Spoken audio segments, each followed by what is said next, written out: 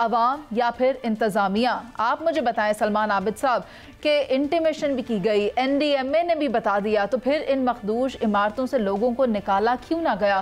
खैर ये भी अपने आप में सवाल है कि वो गरीब लोग कहाँ जाएंगे इसके बाद। तो फिर आप मुझे बता दें कि हम किसे ज़िम्मेदार समझें। देखिए वो एक बड़ा खूबसूरत शेर है कि बादल से खेलती रही पुख्ता इमारतें, बिजली गिरी तो शहर के कच्चे मकान पे। बात यह है कि ये सारी बर्बादी जो है ये गरीबों पे ही आनी होती है, इन हुक्मरानों पे तो नहीं आती। हुक्मरानों की तो दीवारें नहीं गिरती, ना हुक्मरानों के घर गिरते हैं। बात यह है कि आम आदमी की ज़िंदगी को जितना अजीरन बना दिया इन हुक्मरानों ने। अभी हम KPK का रोना रो रहे थे, वहाँ जो कुछ हुआ, फिर हमने पंजाब के अंदर पाकपतन के अस्पताल में देखा जो रोना हुआ। आज मोहतरमा मरियम नवाज साहिबा वहाँ गई, MS को मअतल कर दिया और फलां को मअतल कर दिया, क्योंकि हमारे पास इसके अलावा इलाज कोई नहीं है ना। हमने अस्पताल बेहतर नहीं बनाने, हमने सिर्फ इदारों के सरबराहों के लोगों को मअतल करके अपना मामला करना है। पीपल्स पार्टी वाले बड़े बोलते थे, अभी आप देखिए क्लियारी में जो कुछ हुआ है। सवाल यह है कि पाकिस्तान का गवर्नेंस सिस्टम तबाह हो चुका है।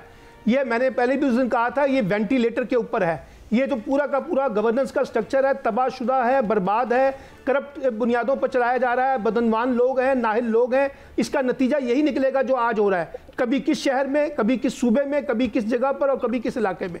लेकिन सवाल ये है, हम हरकत में उस वक्त आते हैं जिस वक्त जो है ना वाक़या हो जाता है, यानी वाक़े से पहले के जो इक़दाम होते हैं इंतज़ामिया के, इदारों के, हुकूमत के, वुज़रा के, वो कोई नहीं देखेगा।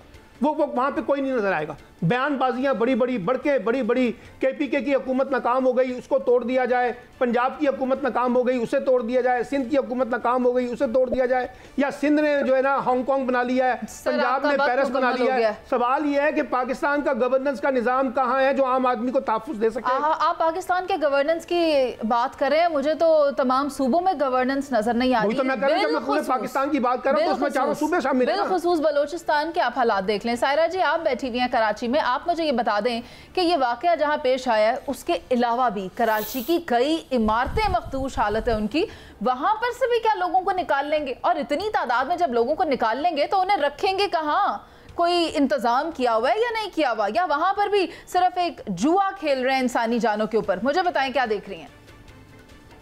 कोई इंतजाम नहीं किया हुआ। उससे पहले आपने कहा कि इसका जिम्मेदार कौन है, कसूरवार कौन है, तो कसूरवार हुकूमत है।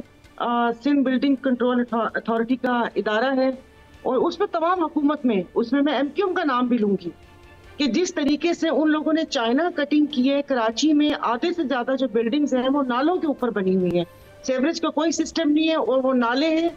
जब उन नालों में ये गैस भरी जाती है, अपने कराची में तो आए दिन ऐसे वाकयात होते हैं जो कि हमारे वो कहते हैं कि कोई वो मेन स्ट्रीम में जगह नहीं बना पाते, कि छोटे छोटे घर या दुकानें जिस तरीके से वो होती हैं। पूरे कराची में बल्कि पूरे पाकिस्तान में मैंने सीवरेज के सिस्टम नहीं देखा। इस्लामाबाद ये इधर होकर, बट मैं तो सिर्फ देख कर आई हूँ। यहाँ पर कराची के इस जो मेन शहर है यहाँ पर सीवरेज का सिस्टम, तो जैसे ये सलमान साहब ने कहा कि यही होगा, उसको मुअत्तल कर दिया। अब सईद गनी साहब ने कहा जी कमेटी बना दी है, वहां पर लोग पहुंचे, जो इंसानी जाने गई हैं उनकी भरपाई कैसे हो पाएगी? तो ये कुछ दिनों बाद वापस से ये मसला फाइल की नजर हो जाएगा और कराची के लोगों को ऐसे ही मरने के लिए छोड़ दिया जाएगा। जो नालों के ऊपर जो चाइना कटिंग और जिस तरीके से वो कहते हैं कि बिल्डिंग, आपने देखा होगा बिल्डिंग कंट्रोल अथॉरिटी के भी एक बड़ा वो नैब में उनका किस्सा चला था। और ये यहाँ पर तो ये आप पैसे दे और कोई भी नक्शा 2 मरले के ऊपर आप 10 मंजिला बिल्डिंग का नक्शा बनाने के लिए दे दें। और अभी आपने 4 दिन पहले देखा होगा कि एक टंकी गिरी है जो कि 4-5 फ्लोर की छतों को तोड़ते वो नीचे गई है। अब वो बेचारे क्या करें? मसाइल गिने हैं यहाँ पर, तो अनगिनत मसाइल हैं। खैर चाइना कटिंग की जो आपने निशानदेही की बहुत ही खूब की, और वो जो आपने कहा कि एक्सटेंशंस की आपने बात की, कुछ फेजेस को एक्सटेंड किया जा रहा है। जहाँ एक्सटेंशन नहीं है ना सायरा जी, वहाँ पर भी अजाब आया हुआ है, अल्लाह का अजाब आया हुआ है। आप II चंद्रीगढ़ रोड देखें, वहाँ तो बारिशें होती हैं, सैलाब आ जाता है, ऊपर से मैन होल खुले हो तो बंदे तो उस गटर के अंदर जाकर गायब हो जाते हैं, और फिर जब बरामद होते हैं तो वो इंसान नहीं रहते, वो मुर्दा लाशें होती हैं, वो मुर्दा हो जाते हैं। तो यहाँ पर तो किसी के अंदर हमदर्दी नहीं नजर आ रही। मैं चाहती हूँ कि शहजाद भट्ट साहब बता दें कि ओवरऑल हुकूमती कारकर्दगी क्या है, क्या किया जा रहा है?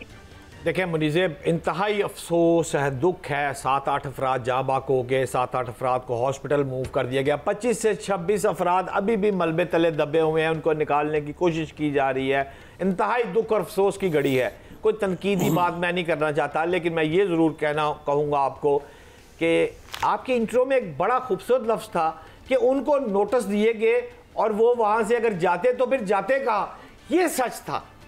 सच्ची बात ये है कि गरीब को पता है कि ये घर गिर जाना है और वो फिर भी उसके पास रिहाइश के लिए कोई जगह नहीं है। वो बेचारा कहाँ जाए? हुकूमत कुछ नहीं कर रही। तमाम हुकूमतें जितने भी इतवार आए हैं। और सबसे बड़ी जो सायरा की बात है कि छठी मंजिल के ऊपर मेरी वहां एक अफराद से जो बात हुई है, 7वीं मंजिल डाली जा रही थी, कंस्ट्रक्शन का काम हो रहा था।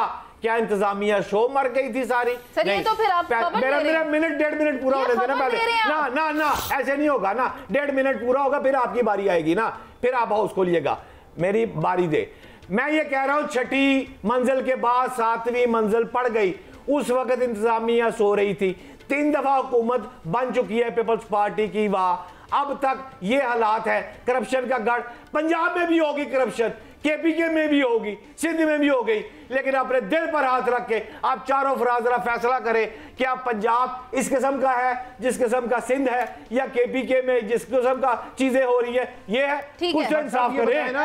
ये बताएं जो 20 अफराद को बच्चों का वाकया हुआ पाकिस्तान में, मुझे मजहर बड़लाल साहब को शामिल करना है। बड़लाल साहब आप मुझे बताएं, आप इत्तेफाक करते हैं शहजाद हुसैन भट्ट साहब की बात से? ये तो मवाजना करने चल पड़े। हम तो इधर मवाजने की बात ही नहीं कर रहे, हम तो लोगों की बात कर रहे हैं, उनकी जाने चली गई और भट्ट साहब यहाँ मवाजना कर रहे हैं पंजाब का सिंध से। नहीं, मुआवजना क्या करना है? वो पाकपतन वाला वाकया काफ़ी है मुआवजने के लिए। ये कौन सी बात है कि पंजाब में को दूध की नहरें बह रही हैं? एक आपने बड़ा लफ्ज़ बोला एक्सटेंशन का। जी मुनीज़ एक्सटेंशन ही तो इस मुल्क का बड़ा मसला है। अब आप देखिए कि जो मुअत्तल हुए, नौकरी बहाल हो सकती है, हाँ जी, बिल्डिंग बन सकती है, लेकिन इंसानी जान बहाल नहीं हो सकती, वो वापस नहीं आ सकती। देखिए कहीं पर भी कोई मौत किसी को आती है, जिंदगी से गुजर जाता है, तो हुक्मरान जिम्मेदार है ना।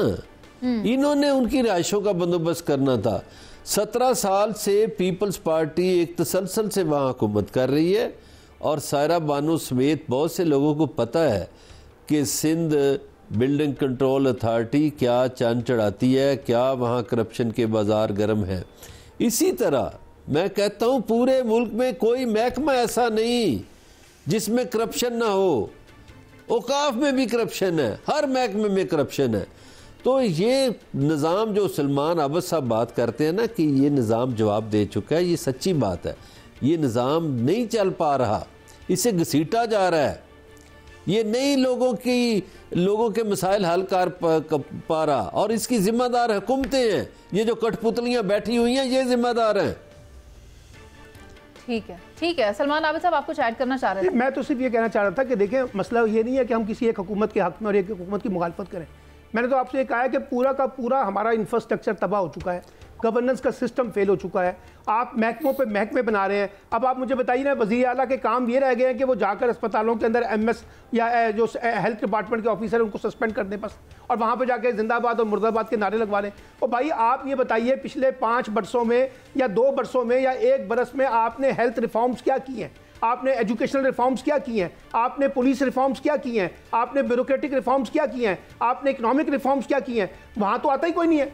सिर्फ एक मीडिया की हाइप लेने के लिए, मीडिया के ऊपर पॉलिटिकल स्कोर करने के लिए एक ये सोशल मीडिया हमारे ऊपर चढ़ के बैठ गया है। हर बंदा जो है वो डिजिटल मीडिया के ऊपर जाकर अपने आप को बताता है कि देखिए जी हमने तो बहुत शानदार काम कर लिया। साहब आपका पॉइंट आ गया, लेकिन मैं ये कहना चाहूंगी कि ये बात सिर्फ तशहीर की नहीं है, काम किया जा रहा है। जहां तक तालीम की बात है, इनिशिएटिव्स लिए जा रहे हैं, लैपटॉप्स दिए जा रहे हैं।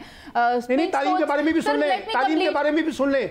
अभी आपने तालीम की बात की है, पाकिस्तान की तारीख कौन सी रिफॉर्म सबसे कम बजट 0.8% GDP का तालीम पे खर्च किया पिछले साल। ना सिर्फ ये बल्कि सेहत में भी काम हो रहा है, क्लिनिक ऑन व्हील्स, तमाम काम किए जा रहे हैं। वो अलग बात है अगर हम इसे एक्नॉलेज नहीं करना चाहते, बीइंग हैविंग एनी इंटरेस्ट। हम ये देखते हैं अगर पंजाब में काम हो रहा है तो हो रहा है, पंजाब के सूबे को मिसाल बनाया जा रहा है। आप देखें ना, सिंध के हालात देख लें, केपी के देख लें, लेकिन आहिस्ता आहिस्ता करके होता है, आहिस्ता करके होता है। मजदूर पंजाब में रुल गए हैं। प्रोग्राम का वक्त खत्म हो रहा है। मैं सिर्फ इतना कहना चाहती हूँ, अगर हम देखेंगे सियासतदानों के नजदीक कौमी मुफाद क्या है,